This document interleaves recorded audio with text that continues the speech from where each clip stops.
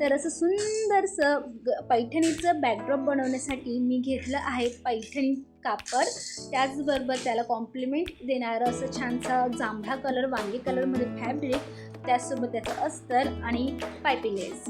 आता हा जो पार्ट आहे पैठणी कापडाचा एक दुपट्टा जो आहे तो मी कट करून घेणार आहे, ज्याचा यूज मी गणपतीसाठीचे लोड वगैरे बनवण्यासाठी करणार आहे.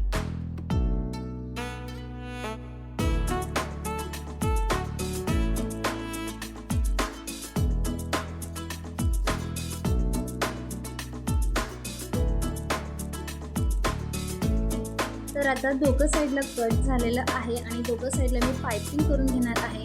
आणि इथं मी ह्या पैठणी कापडाला कट करणार नाही आहे शेपमध्ये, तर याला मी जसंच तसं पूर्ण जसं अखंड कापड आहे तसंच यूज करणार आहे, जेणेकरून ते मला रियूज करता येईल.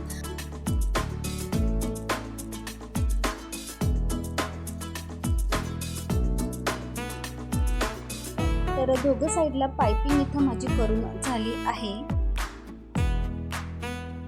आता नेक्स्ट म्हणजे मी खालून आणि वरून दोघं साईडला मी फोल्ड करून घेणार आहे. अशा पद्धतीने फोल्ड करून स्टिच करणार आहे, जेणेकरून त्याच्यातून पाईप काठी जे असेल ते आपल्याला टाकता येईल.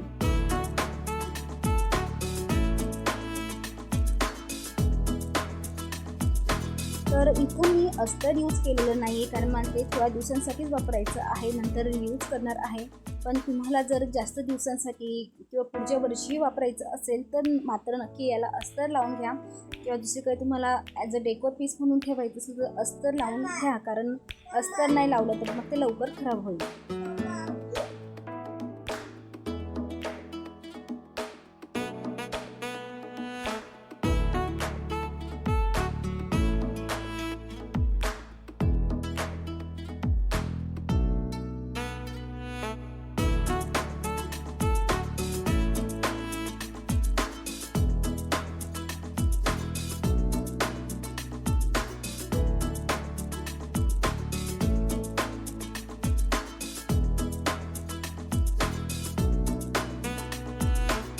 तर अशा पद्धतीने माझं दोघं साईडला पाईप जाईल अशा पद्धतीने स्टिच झालेलं आहे.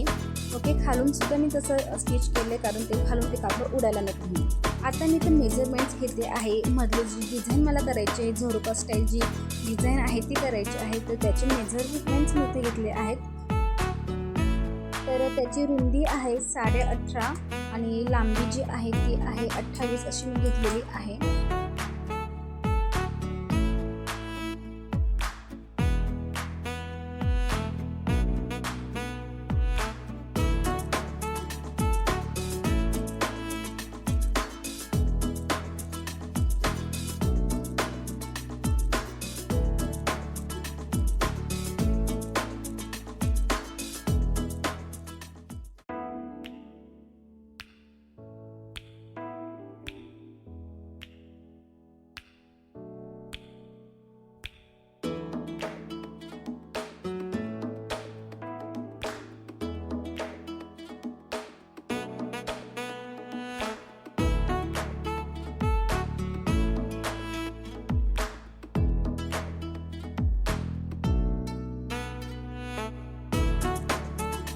डिझाईन ती समान अंतरावर यावी यासाठी मी त्याचे 3 समान असे भाग करून घेतले आहेत आणि वरूनही 4-4 इंचावर मी कट केलेलं आहे आणि अशा पद्धतीने मी त्याला डिझाईन करून घेत आहे.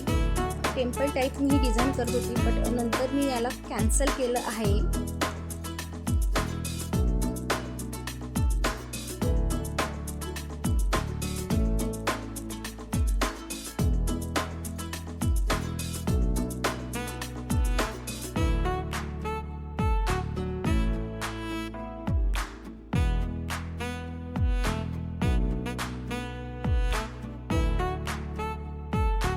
आणि अशा पद्धतीने रिव्हर्स डिझाईन मी करून घेतली आहे.